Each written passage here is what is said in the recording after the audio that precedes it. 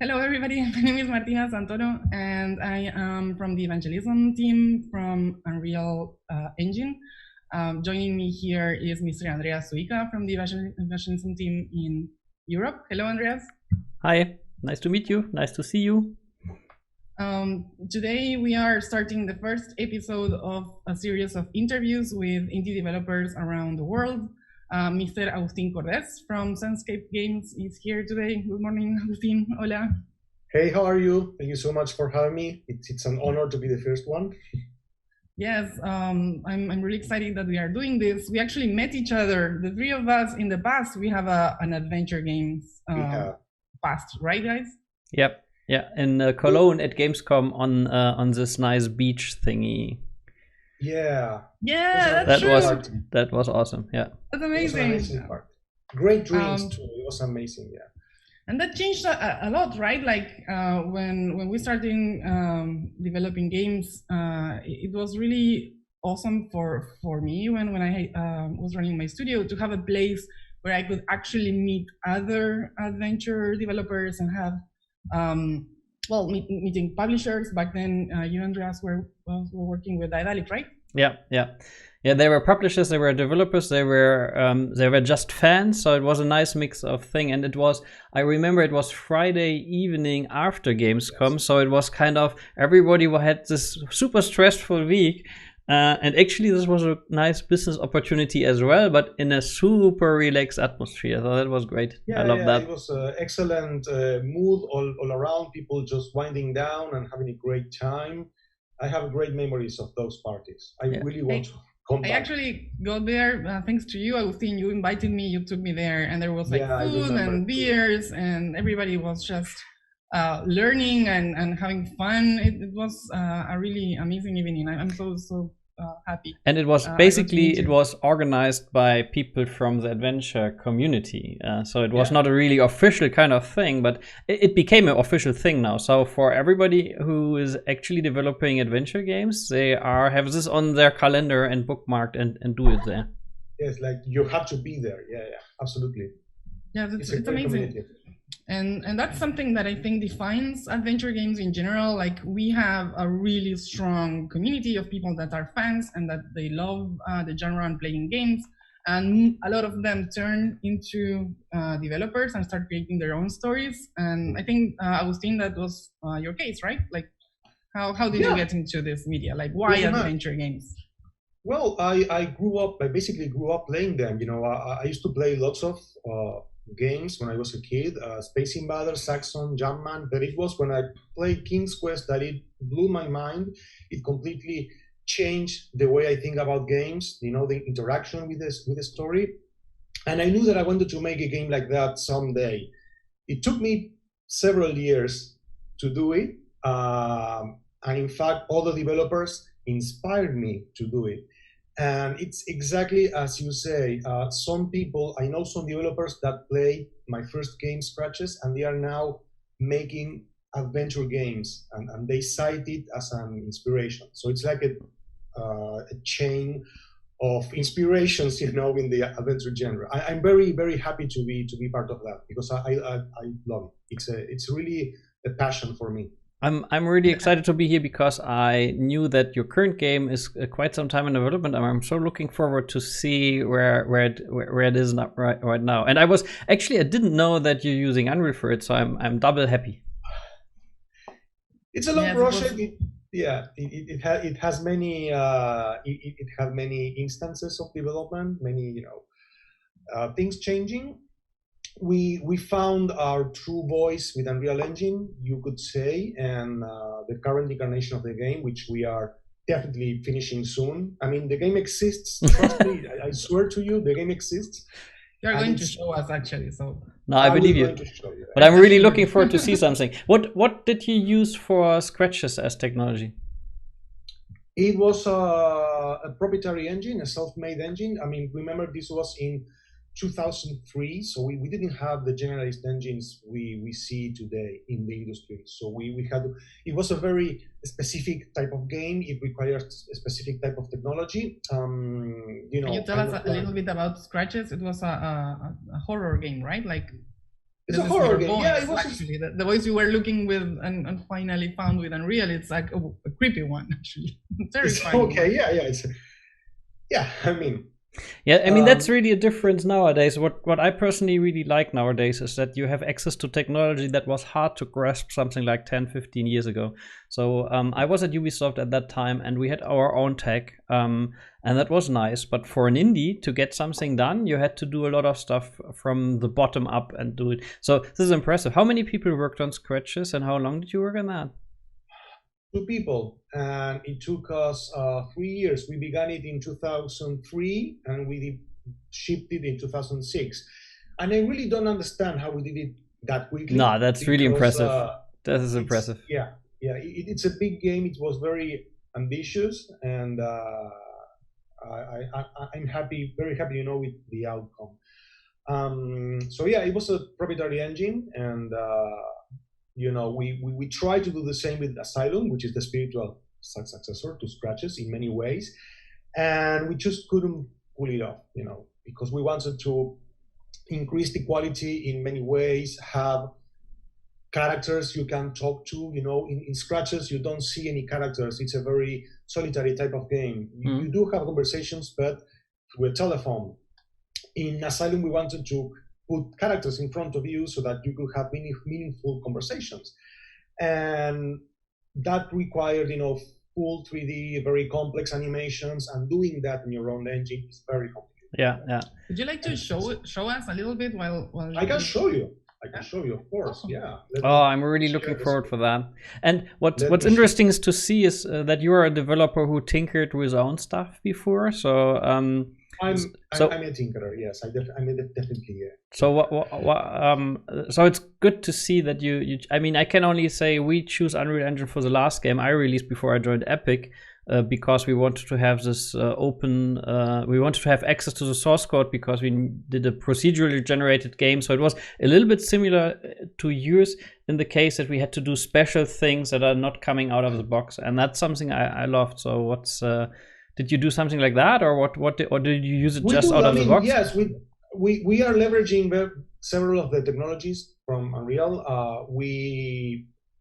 I'm still a tinkerer, even though I'm working with Unreal Engine, and a programmer working with me is also very passionate about doing doing stuff the right way, and we developed lots of our own tools with the engine, all based on the C++ API. So, for example... But this looks 2D. Sorry? This looks 2D? This looks like 2D, not 3D? Oh, it's 2... Oh, yeah. Exactly. So, let me just show you. This is how it feels to walk in the game. So, I'm going to click the play button here, and I'm going to walk around. Okay? So, it feels like 3D. But if I do the following, and maybe, I'm recording this, so maybe the frame rate is a bit, Yeah, that's because of Zoom, we know. It's Zoom, so let me do this. See?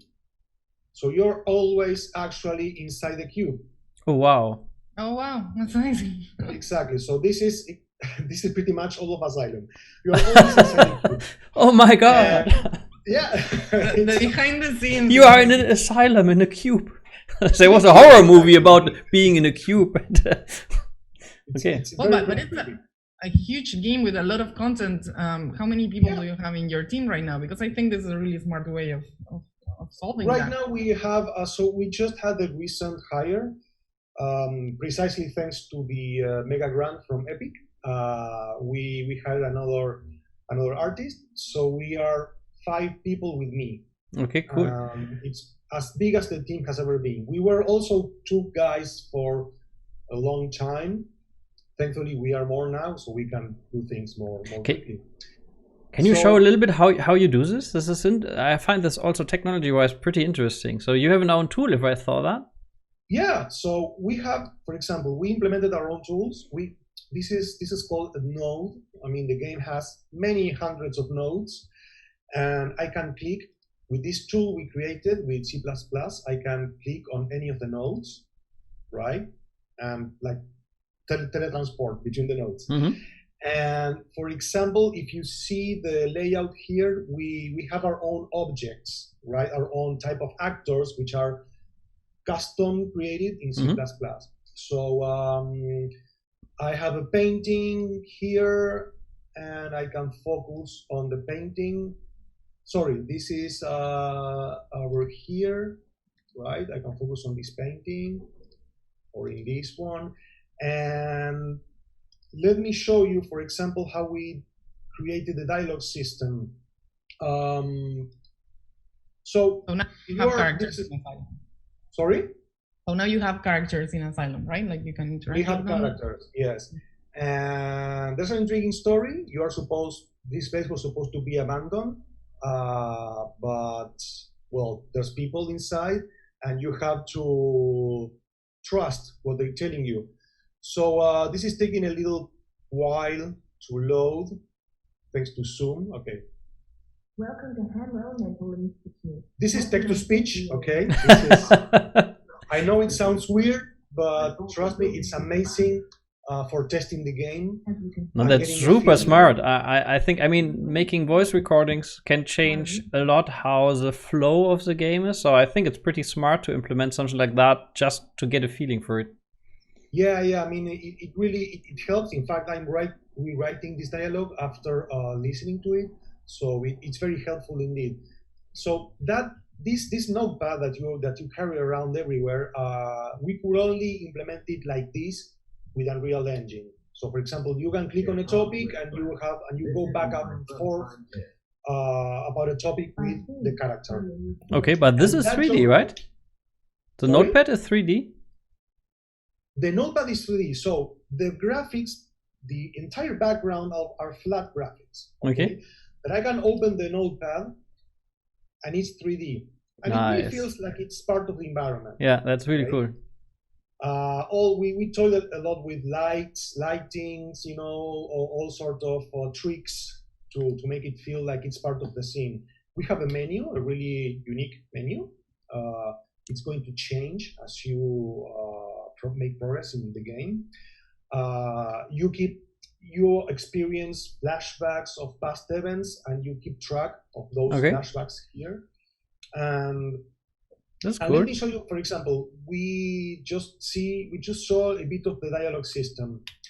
We are using data tables for that. I love data tables. One of my favorite features in Unreal Engine. So it's a very, we tried several approaches. We even tried pre-existing tools, but we figured out that the best way to do this was to develop our very own, you know, specific tool because of what we needed to do. So, for example, if I look up Julia, this is the very beginning of her dialogue, and we can, for each line of the dialogue, we can put an expression on her face, and even a posture. If the character is standing up, we can define a posture. For example, she or he can point at you or make some gestures. And if you look at this, we have 2 rows. We tell the engine what to do after the line ends, and if it needs to add it needs to change something, create an event, trigger something, you know, add an inventory item, and we do all of this with an Excel sheet that we import. That's cool. I mean, that goes too deep for now, but at one point I want to show you what we did for our last game, Long Journey Home. There we had an own we did it in JavaScript, but it was operating on the same data tables, and we did it because we worked with a UK author, Richard Cobbett, you might know. I'm acquainted with him. Yeah. And our build was pretty big, and he didn't have the best internet connection. So we built a tool where he could test the dialogue and all the branches. But also we had the same. We had something we called it a post event. So after each line, you could like trigger some, and we did some common things that were easy to do. And then in addition, you could trigger even a function, which was kind of a quest, and then you could do a blueprint with more super complex stuff. So it's really interesting that you came up with something similar. At one point, I would like to show you what we did, and we can talk about that. Absolutely. This is cool. So did you plan to use this? I mean, you build a lot of tools around that. So do you have any plans beyond Asylum? We have, yeah, we have. I know there are many of these tools are very common to adventure games. So we are definitely planning to. The cursor looks a bit small because we're running it in the editor, and we have a Retina monitor, but that's a small glitch. So anyway, yeah, we are definitely thinking about releasing this plugin we are developing. Oh, nice! Wow. And with open source code, because Unreal has a very vibrant community, and we use a lot of the knowledge shared by that community to develop this game. So we want to give something back. Oh, that's really nice. This is nice, so, and this is cool. I can tell you already 4 or 5 companies who would look forward for this. Well, I mean, it's going to be a while because we first want to finish Asylum. Sure. But afterwards, we are thinking all of these features we developed. We are thinking of them as a generic plugin. So nice. You can, in fact, there's people already. There are developers, friends of mine, who are using these tool sets to create adventure games in Unreal Engine. That's cool. I like that. That's cool. Yeah. Yeah, this is pretty much Asylum. Cool. And where can we learn more about the Asylum? Like, do you have a website? Any place for the community? Yeah, the website it's a bit dated. We need to upgrade it. It's Senscape.net.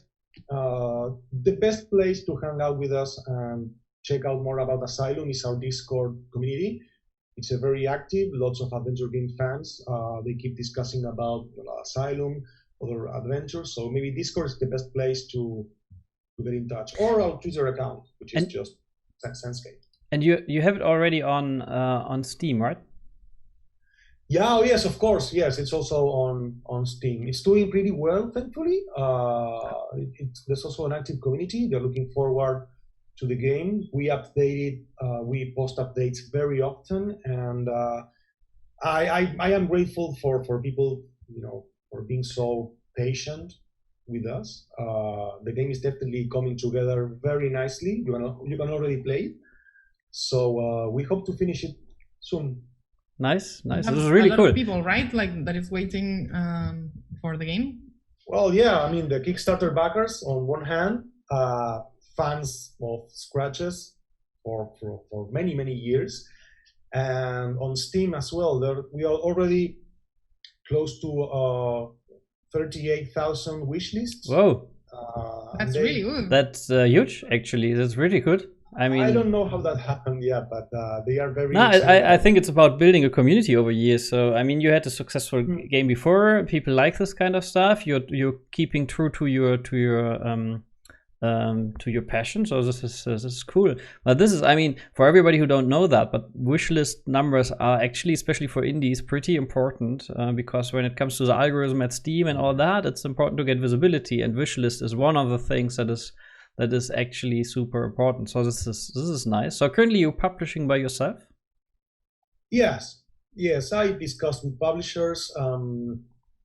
We never came to an arrangement. I'm not. I mean, there's always a possibility that we partner up with someone, but for now the idea is to self-publish. Yeah.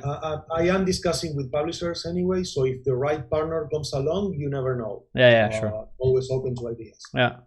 But good. I mean, this is nice. You have a good foundation. It looks cool. I love how much tinkering you did and tools and around that. It's interesting to actually learn more about that. So we should. I hope after this we can continue a little bit the discussion. Yes, actually, it would be great, like to do a different session, like just on the publishing side. You are like so good, like giving interviews and talking with the press. It's like you are kind of like a one-man band, right? Like you are coding, but you are writing, and you are. Oh well, no, I do a lot by myself, but I have an amazing team. Really, you have no idea just how much this game owes to the team. You know, Pablo, the artist, has been working with me for like 10 years, and somehow he hasn't lost his mind yet working on this game. Especially with those games. Yeah. So, I'm really, I'm very thankful for the team and the community that, we just couldn't do this without the support we receive every day. There's a lot of motivation that we need, and we get that. Thankfully, we are getting that. I have one last question from my side. Why? Sure. I mean, I'm a little bit older. I'm really scared of those games. I actually have a hard time to play them because I always have a feeling I get a heart attack. So this is not completely my kind of specific genre within the adventure games. So why did you pick this? So where does this come from? I grew up, just as I grew up playing adventure games, I also grew up watching horror movies. They are a huge passion of mine. I used to read a lot of Lovecraft as well. So, I love the mood, the suspense. Mm-hmm. I even like gore, even though the game doesn't have gore. I also enjoy very much the gore from Italian horror movies, specifically. Oh, wow. And like Lucio Fulci. I love Hammer films. So, you are when you play Asylum, pretty much like when people play Scratches, you can see, like, you can sense all of those influences coming together. So what's the movie that scared you in your juice? Sorry? What was the movie that scared you most when you were young? Well, the movie that scared the most, I think, in Poltergeist, there are two scenes. In one scene, the guy goes to the bathroom, the toilet, and he begins scratching his face. It's like a dream. That scene was pretty scary to me. And the other scene that terrified me back then was when the ghosts start coming down the stairs. They are filming the stairs, and you can see the ghosts coming down the stairs. That was very, very creepy. Another movie that's the movie I saw, I shouldn't see it at that age, was Poltergeist, which really, Poltergeist from 1982. I think it's called Poltergeist. Yeah, that's the one he's talking about. That one. You're talking about that one. Sorry. Oh, Poltergeist, yeah. Oh my God! Okay. I saw that. I have the opposite as you.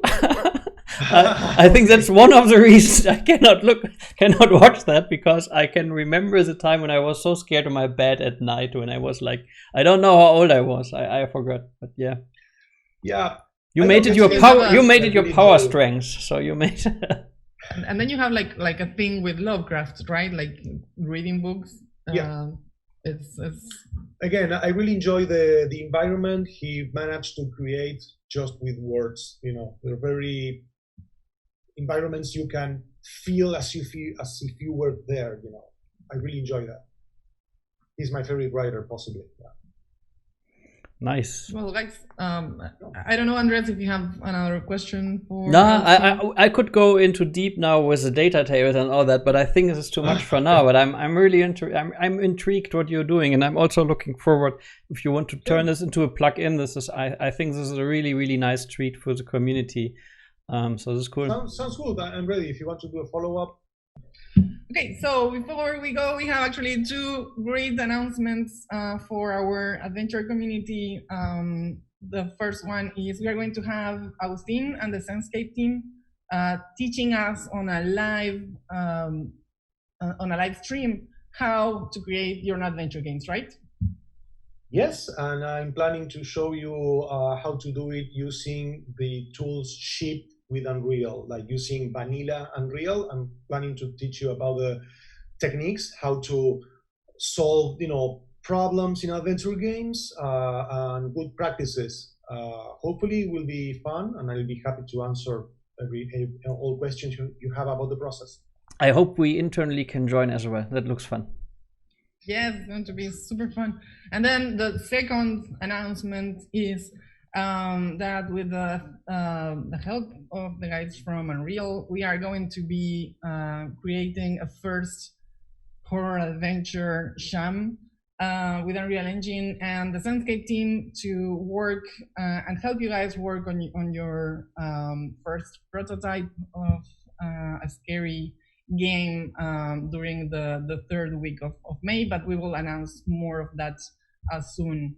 in our social networks. I don't know, Agustín, if you have. That will be fun as well. The idea is to give you 1 week to create a short adventure game with horror or mystery things, and the Senscape team and the mod team from our community will be like coaching you through the process to make sure you are making an interesting game. And we hope many developers will join us as well. We have an active community of developers, and we are looking forward to see many interesting adventure games out of this event. Yeah, it's going to be a cool experiment, and hopefully we will have more interesting news regarding maybe judges and an award or something related to that. So we'll see how that works. Again, thank you so much, Andreas and Agustín, for joining me today. Hopefully we'll see Agustín's game Asylum soon. And I hope everybody has a great game. If you have any questions, or if you want to just reach us, you can find us on Twitter and on Facebook and Instagram and YouTube. So thank you so much. Thank you so much again. Thanks. That was fun. You guys. Have a lovely day. Bye bye, guys. Bye-bye. Have a nice day. Bye bye.